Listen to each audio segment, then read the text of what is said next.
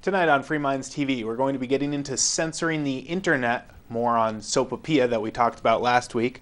Also some disturbing censorship coming out on the state levels. A store being shut down because they sold fake guns, and some stuff on press freedom. That and more tonight on Free Minds TV.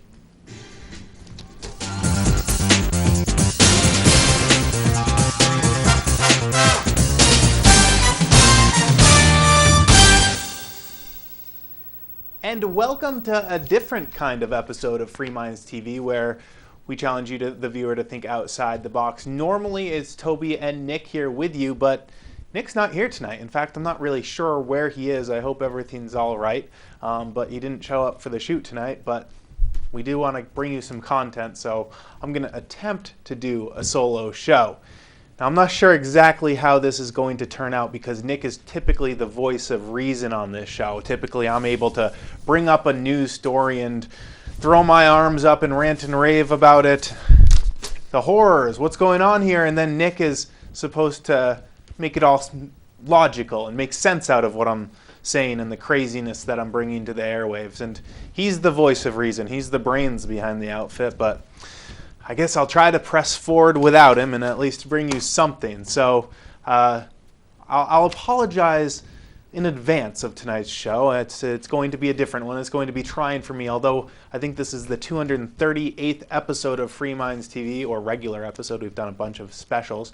The 238th regular episode of Free Minds TV, maybe 239. Anyways, it's been a lot of them. I think I'm more nervous for the solo show than I was for the first or second show we ever did. So it's going to be a trying one for both of us, both of you, the viewer, as well for me. All right, now that I've set the bar real low, I can get into some of the stories here. I do want to get into press freedom. There's been a disturbing report put out by this Reporters Without Borders, I think is the organization, talking about press freedom around the world, and it's not looking all that great for the United States. I also want to get into a story that's been national news about a Marine who was in charge of a bunch of soldiers in Iraq who shot up a bunch of innocent civilians, and he's being recommended to serve no jail time whatsoever, as well as a store that's probably going to be shutting down because they sold some toy guns. I'll be getting into all those stories, but first I want to talk about the internet. I know we talk about the internet a lot here on Free Minds TV, but that's because it's important. It's where there's still the most freedom in the world, not just here in the United States, but all over the world. The internet allows for something that's vitally important if you're going to have free societies, and that's the freedom of speech. The ability for people to post stuff, to go and get their information they want, wherever they want, whatever they want. Yes, that means there's a whole lot of crap out there. Yes, that means that there's going to be some unregulated stuff out there as well. It means that it's going to be just a whole bastion of scary, scary freedom. Yes, and freedom does come with a lot of responsibility behind it, and it does mean that people are going to pick and choose the content that they read, and it does mean that intellectual property may be threatened as well. But I think it means a whole lot more than that. I think it's important to keep the internet a free place, and that's why I think it's so important to continuously talk about it. I know we've said here on Free Minds TV, and I've heard many other people say it as well, that we are currently in what seems to be the golden age of the internet. This is the freest it will probably ever be again, of course, unless the pirates out there do manage to open up their own mesh network of computers that are all speaking with each other without some kind of a central hub with the internet service provider, an ISP, or maybe I know last week we talked about some hacktivists who are planning on actually launching their own satellites that can stream internet all around the world without governments being able to censor it. Of course, there's also some issues that could come of that, like payment, but unless one of those does get off the ground, which I hope it will, as governments around the world continue to crack down on the internet and censor the internet, it does seem that this is the freest it will ever be. At least here in the United States and in many other countries, we have virtually unfettered access to information.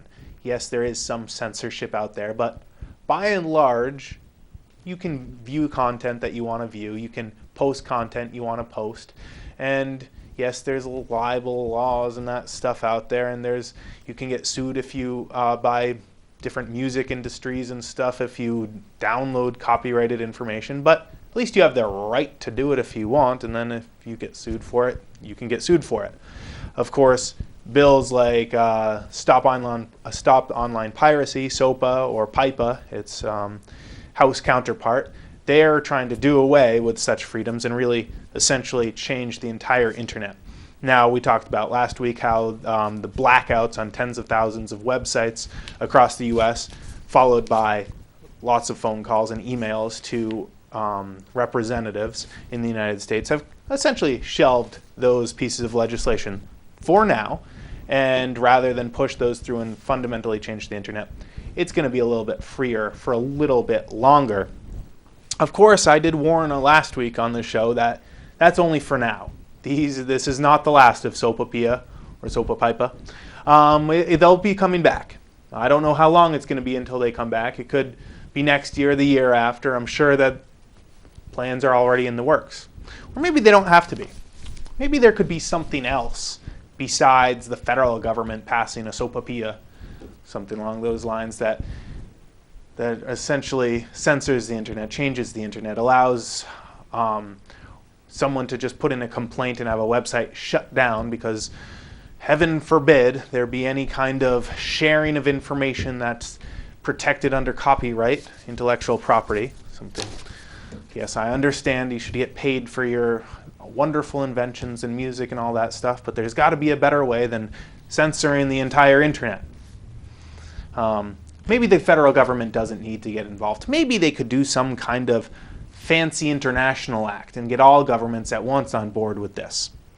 Well, they're already in the process of that. In fact, they've been in the process of doing that for many, many years. It looks like the Anti-Counterfeiting Trade Agreement, or ACTA, is attempting to do something along the same lines of SOPA-PIA. Now, luckily, when SOPA-PIA got so much negative attention, so did ACTA. ACTA is a trade agreement that spans virtually every Western country. Japan, the EU, goes across and does very similar things of SOPA-PIA to protect intellectual property. The most disturbing thing about ACTA, though, is it's being done without the so-called representation that we're supposed to have as sovereign countries, right? The idea is in the United States, at least, we're supposedly represented by people that we go out and vote for and elect to go into Washington and read legislation and vote on it based on what their constituents, you and me, what we would like them to do. What trade agreements like ACTA do is they just have the president, this was started by the Bush administration and his cronies back a few years ago.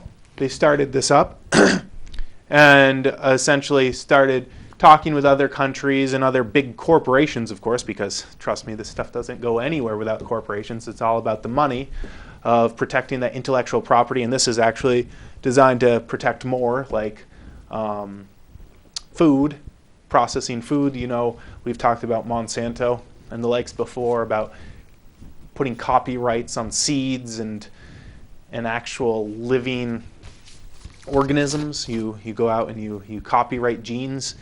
You put copyrights on different medications, and that's what ACTA is supposed to do. It's supposed to stop any counterfeiting. Counterfeiting seeds.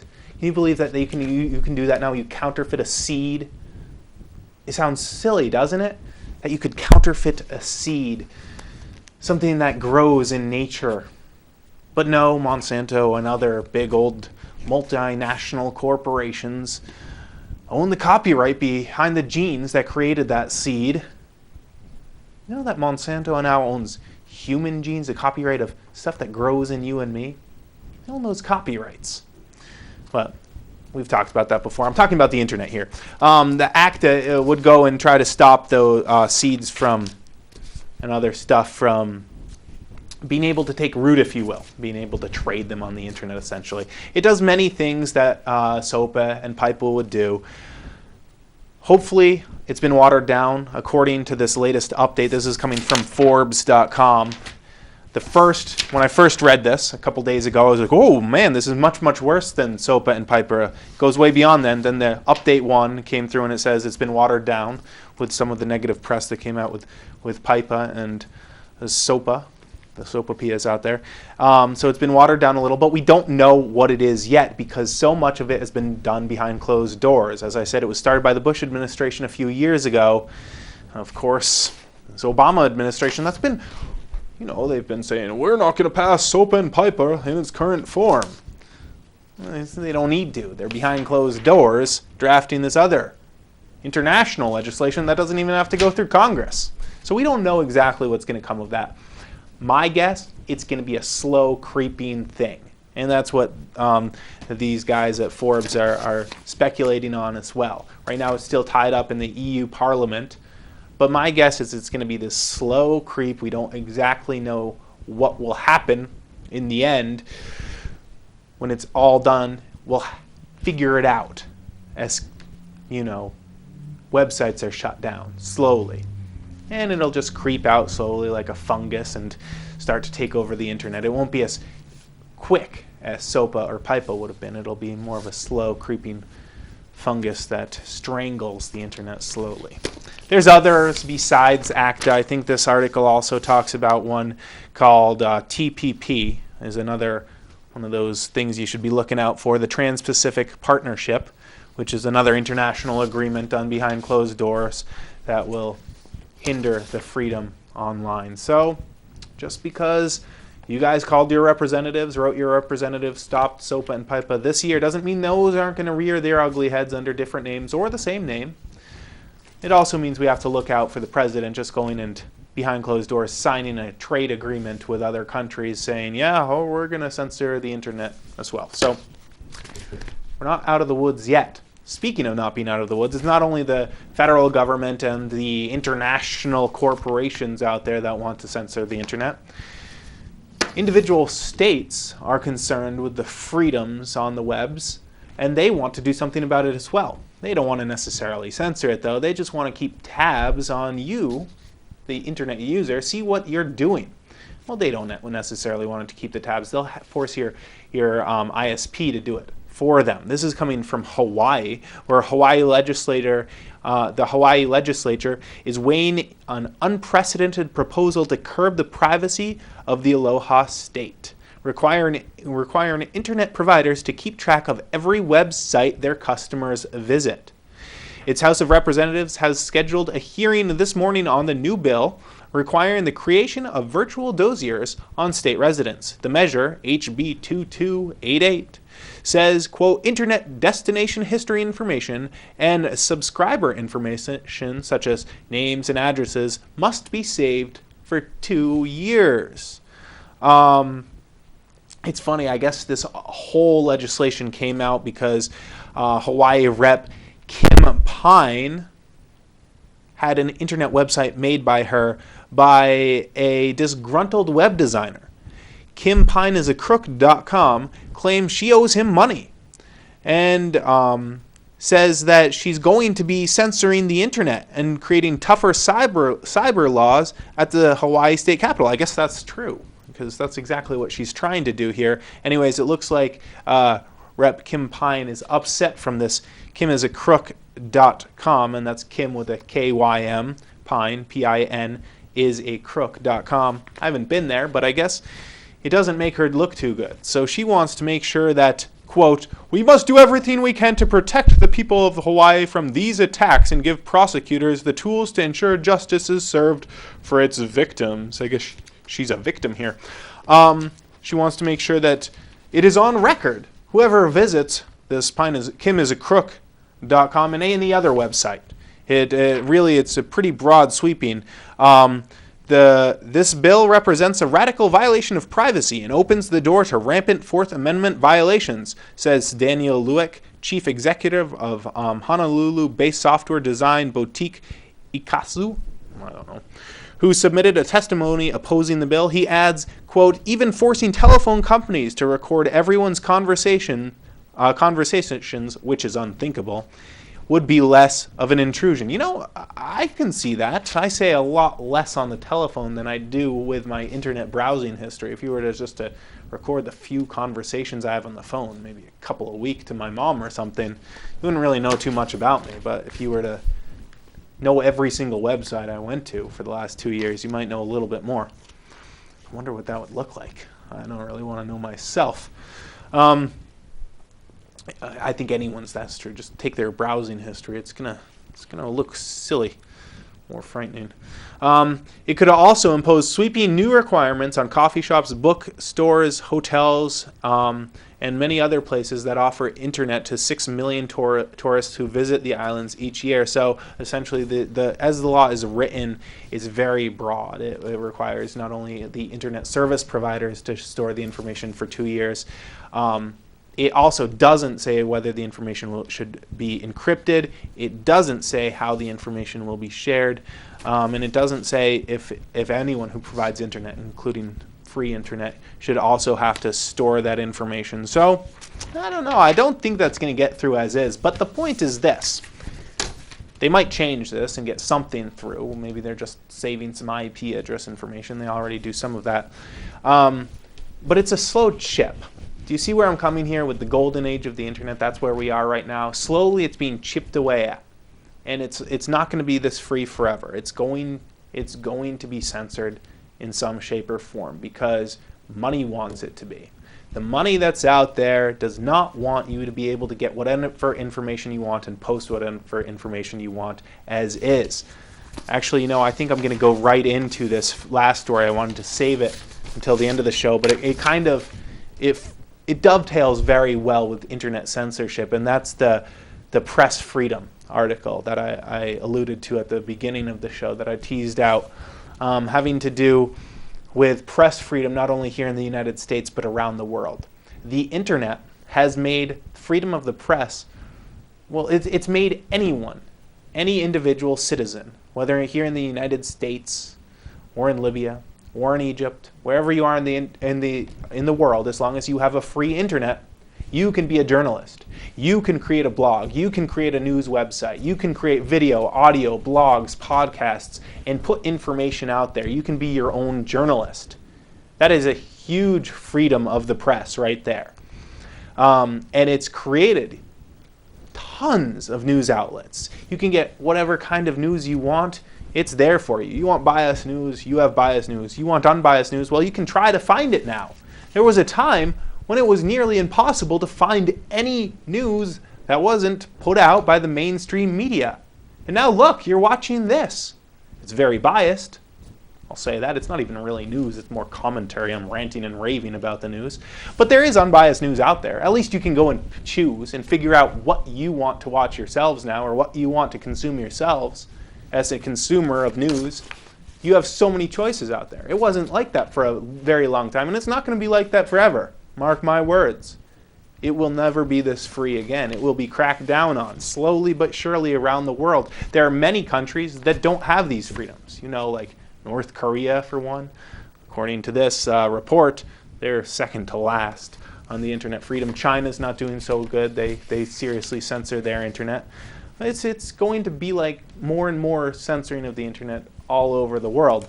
So keep that in mind. It looks like things are starting to take a hit for journalists around the world. Sweeping protests around the world made it extremely difficult year for the media and tested journalists as never before, according to this article.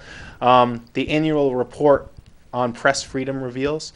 The annual report by Reporters Without Borders has been released, showing the United States fell 27 points on the list due to many arrests of journalists covering the Occupy Wall Street protests. The slide in the United States places it just behind Comoros and Taiwan in a group with Argentina and Romania. I guess we're right up there with Romania in freedom of the press. Funny, it's right in the Bill of Rights. It's number 1, isn't it? Freedom of speech, freedom of the press shall not be. Well, I guess we're only 47th in the world, not so bad. Aren't we always bragging we're the freest country in the world with the 47th freest press?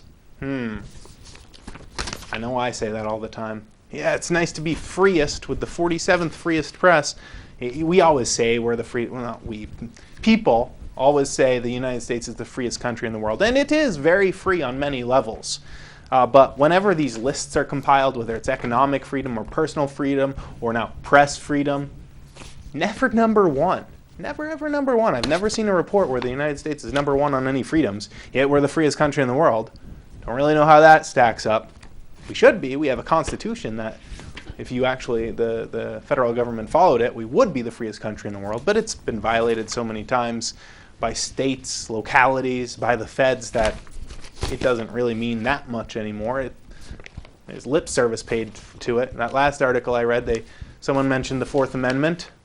Recording all this information, letting anyone access it would be a violation of the Fourth Amendment, but it still happens. Just pay lip service to it now. It looks like the U.S., like I said, 47th in the internet freest. In the freest media out there in the entire world. The country with the fewest media in the world, and with the freest, like most freedom for media in the world, was Finland. Yeah, nice. Followed by Norway, Estonia, and the Netherlands. And finally, Austria was right up there in the top 5 as well. Eritrea? I'm not sure where that is. See, this is where I need Nick. He'd know where Eritrea is. It was very last anyway, so I guess I don't want to go there. Along with North Korea was just above it, with the least free media in the entire world, according to Reporters Without Borders. So, not the best news, not the worst news. I guess we could have fell more than 27 points, but I guess they cite all those arrests of reporters during the Occupy Wall Street. Personally, I think it should be the crackdowns on the internet, like SOPA and PIPA, and signing into ACTA trade agreement that should be making us fall on the list. I didn't see that mentioned anywhere in this article here. It's not the report, but it is the article. I'll post it up on our website, freemindstv.com, under the show notes so that people, if they want to look through and see the actual report, maybe it does mention it in there. This just talks about the Occupy movement and arresting reporters who were attempting to take a video or interview people on the streets and whatnot over the last few months. I think cracking down on the internet and showing internet censorship should be a big reason to lower the rank of how free a media outlet is, but I don't know. I'm not putting together that list. Anyways, not good news. We'll continue to keep you updated. All right, let's see. What do I want to get into? Let's get into something that's a little bit of national news real quick. I heard this on the news report. A U.S. Marine who admitted charges linked to killing 24 unarmed Iraqi civilians in 2005 should face no time in detention, a judge has recommended. The decision by Judge Camp Pendleton, California, by a judge at Camp Pendleton in California, must be approved by the commander of the Marine Corps Force Central Command. Sergeant Frank Woodrich faced a maximum of 3 whole months after admitting dereliction of duty in a plea deal. He was one of 8 Marines charged over killing at Haditha. The charges against 6 were dropped or dismissed, and 1 was acquitted. The military judge, David Jones, said his hands had been tied by the terms of the plea agreement. However, he said he would recommend that Woodrich's rank be reduced to private. The judge said he had decided not to dock the Marine's pay because Woodrich is divorced with sole custody of his 3 children. Prosecutors had asked that Woodrich receive the maximum sentence of 3 whole months confinement, a reduction in rank, and forfeiture of 2/3 of his pay. Prosecutors had argued that on the day of the killings, Woodrich lost control after seeing a friend blown apart by a bomb before leading soldiers under his command on a rampage. They said his decision to send his squad to attack nearby homes went against his training. I'd hope so. This horrific result from the derelict of order of shooting first, ask questions later. Doesn't sound like a good policy. Blah, blah, blah. I lost my place, but I guess that was his policy. Shoot first, ask questions later. Woodrich told the court that he ordered his men to shoot first, ask questions later, so they would not hesitate attacking the enemy. But he says he never intended them to harm civilians. Unfortunately, there were women, children, elderly people, even one person in a wheelchair who was killed. One survivor, Awis Hussein, who had been shot in the back, says, quote, "I was expecting that the American judiciary would sentence this person to life in prison and that he would appear and confess in front of the whole world that he committed this crime, so that America could show itself as democratic and fair." But I guess not. Oh well. Seems unfair to me, but what are you going to do? All right, one last story here. I want to talk about a fake gun that is shutting down one Target in Flatlands store, 99-cent Target in Flatlands store. It looks like the owner of a discount store in Brooklyn says the city is holding him up for $30,000 in fines he can't afford, all because he stocked 6 toy sheriff sets, including plastic guns. It doesn't make any sense, said Khalmed Mohammed, 23, manager of 99-cent Target in Flatlands, which has been ordered to pay $5,000 each in fines for the 6 guns that they displayed for sale. It looks like this rule is a rule which their store attorney says they don't dispute that they did violate this law, was a violation of the city regulation that makes it illegal to sell toy guns. The rule is designed to prevent cops from making mistakes and thinking toy guns are real and shooting innocent kids, as well as thwart criminals from using them to commit real crimes.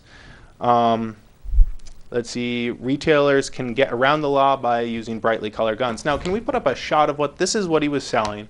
$5,000 each for selling these 99-cent guns, $30,000 in fines that this 99-cent Target in Flatlands is having to pay for this. It even has a plastic orange tip.